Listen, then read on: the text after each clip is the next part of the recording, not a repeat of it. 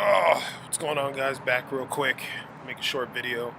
Wanted to talk about last night's fight with Lamont Petterson versus Sergey Lipinets.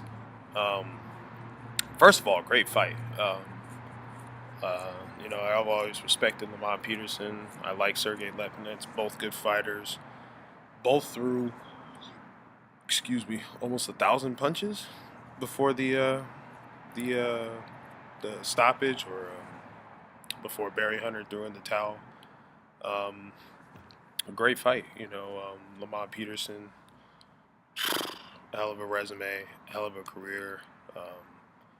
Former unified champion, former two-time world champion, excellent fighter. Say whatever you want about Lamont, but always been entertaining. Always fought the best. Always gave a good account of himself. Always game. Um, just a really good career. I respect Lamont Peterson. His brother's not a bad fighter either. He had a draw against Argenis Mendez. Looked good early, and then the second half he kind of tapered off a bit. Um, Maybe it was because of the layoff. Um, I don't think Mendez did all that bad. It was a close fight. I think the draw was probably the most fair. Peterson did his best work early, and Mendez did better late, especially the last 3 rounds or so. Not that Mendez was, landing anything crazy or super flush with his shots. It was just, Peterson just worked less. It kind of reminded me of Keith Thurman versus Danny Garcia. It's not that Danny was doing anything spectacular in the second half. It's just Keith Thurman stopped working. He thought he had the fight in the bag, I guess, but it wasn't a bad. All the fight cards were good actually. Peterson Mendez was pretty good, and the fight after that with Jamonte Clark and uh, Tavion Brown, I think that was his name. Uh, I think Brown's mistake in that fight with Clark was that he kept looking for the knockout punch. So even though he hurt Clark and even uh, got a knockdown because the ropes held up Clark with that right hook. Um, I think if Brown tried to work more versus Clark, get on the inside, keep throwing combinations rather than just look out for the knockout punch, he probably won, maybe could have got the stoppage, or two, um, got the victory. I think Jamonte Clark was the right winner. He was busier. He was landing the jab. Once he got out of the clouds from nearly getting stopped, he did better. He was doing better work. He was busier. He was landing the better shots. Brown would still catch him, hurt him every now and then, but never consistently enough. And it was just clear as day. He was just looking for the knockout punch. That fight actually looked a lot like, even though it wasn't as dramatic, it was a lot like Wilder versus Fury. Where one guy is boxing him and the other guy is clearly looking for the knockout. Now obviously Wilder was able to get Tyson Fury twice, but that's kind of the danger when you kind of just look for the knockout. Also, it's another fight that was like that. Chris Algieri versus Provodnikov. Provodnikov hurt Algieri early, and then Algieri's eye was like incredibly swollen, damn near shut, and the whole fight, the rest of the fight, Provodnikov was just trying to, punch that right eye of Algieri, but Algieri was able to box and score enough to win a close decision. So even if you get a guy hurt early, you can't just go for the knockout with one punch. You still have to set it up. Maybe when you're first a prospect and you're fighting a bunch of journeymen, you might be able to get away with that. But typically, guys at the higher level, they're not just gonna go down like that. You gotta still work to get them out of there. So I think for Brown in the future, shows that at 154 he has decent power, but you still got to put it together. And Anthony Peterson, just keep working. Don't change the game plan unless the other fighter makes an adjustment. You bail out the fighter by kind of just stop doing what was working. So And then to the main event with Petterson and Sergey Lipinets.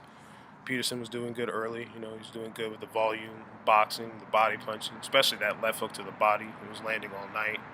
Um, but the case, like a lot of Lamont Petterson fights, he gets caught up in the brawl.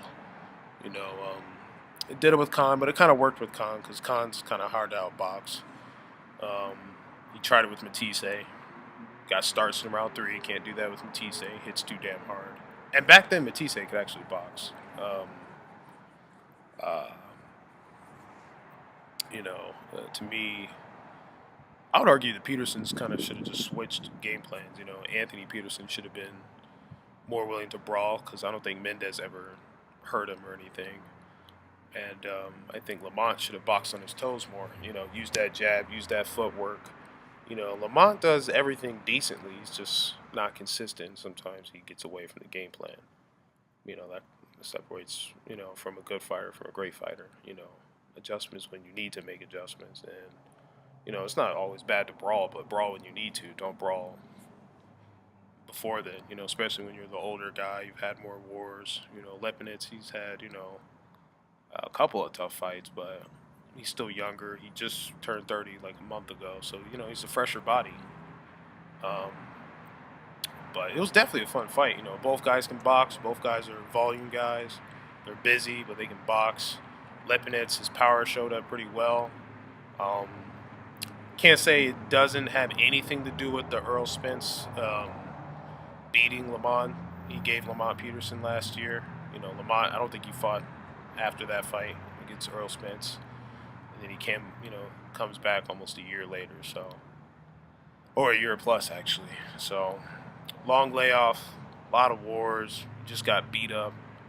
Um, and plus Lipinets is a good fighter too, and he played to what, Sergey would rather do,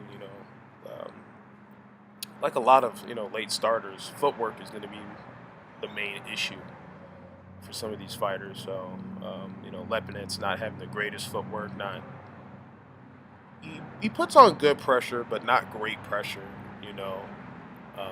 Lipinets definitely struggled to get in range with Lamont, but Lamont kind of helped. He kind of bailed out Lipinets and just engaging in more of the tug of war, in the trenches warfare, which typically helps out the younger, less experienced guy rather than trying to box and make him figure it out. So.